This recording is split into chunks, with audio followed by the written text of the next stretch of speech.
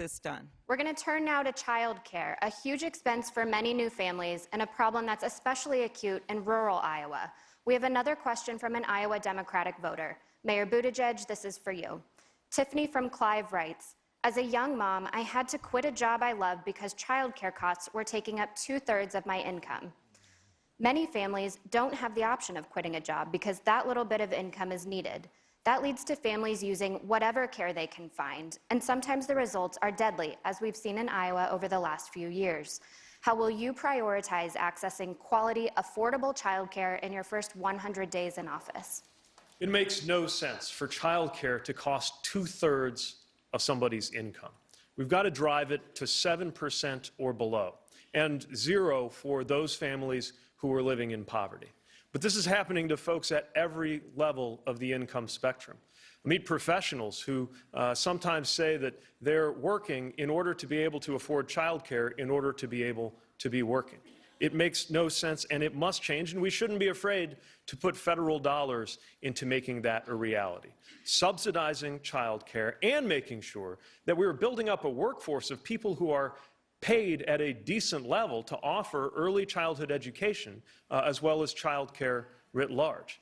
We can do that, and until we do, this will be one of the biggest drivers of the gender pay gap, because when somebody like the voter asking the question has to step out of the workforce because of that reason, she is at a disadvantage when she comes back in, and that can affect her pay for the rest of her career. Senator Warren, your education plan includes tuition-free public college for all, but you impose an income limit for free childcare.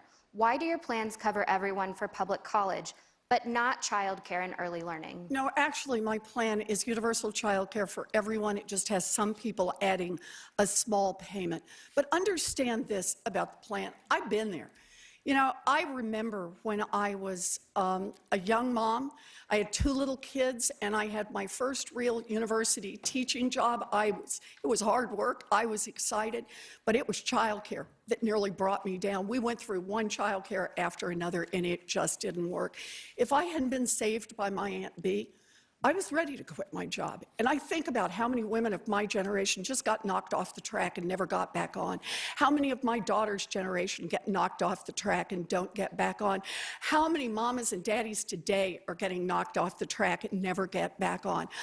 I have a 2-cent wealth tax so that we can cover child care for all of our children and provide universal pre-K for every 3-year-old and 4-year-old in America, and stop exploiting the people who do this valuable work.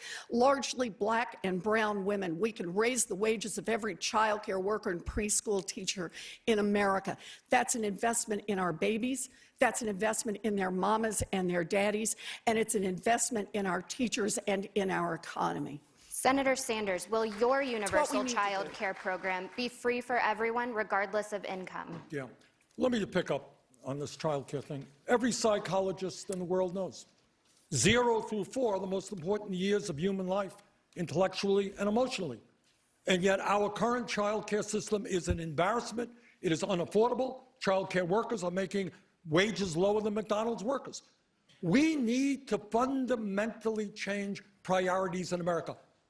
We should not be one of the few countries that does not have universal, high-quality, affordable child care.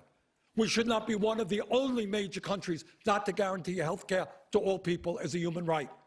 We should not be spending more than the 10 next countries on the military, hundreds of billions of dollars in subsidies for the fossil fuel industry, tax breaks for billionaires, and then tell the moms and dads in this country we cannot have high-quality, affordable child care. That is wrong. Vice President Biden, infant care is more expensive than in-state public college tuition in more than half the country. Do you support free universal infant care? There should be free universal infant care, but here's the deal.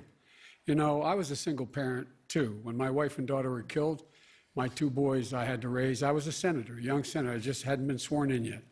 And I was making $42,000 a year. I commuted every single solitary day to Wilmington, Delaware, over 500 miles a day, 250 miles a day, because I could not afford, but for my family, childcare. It was beyond my reach to be able to do it.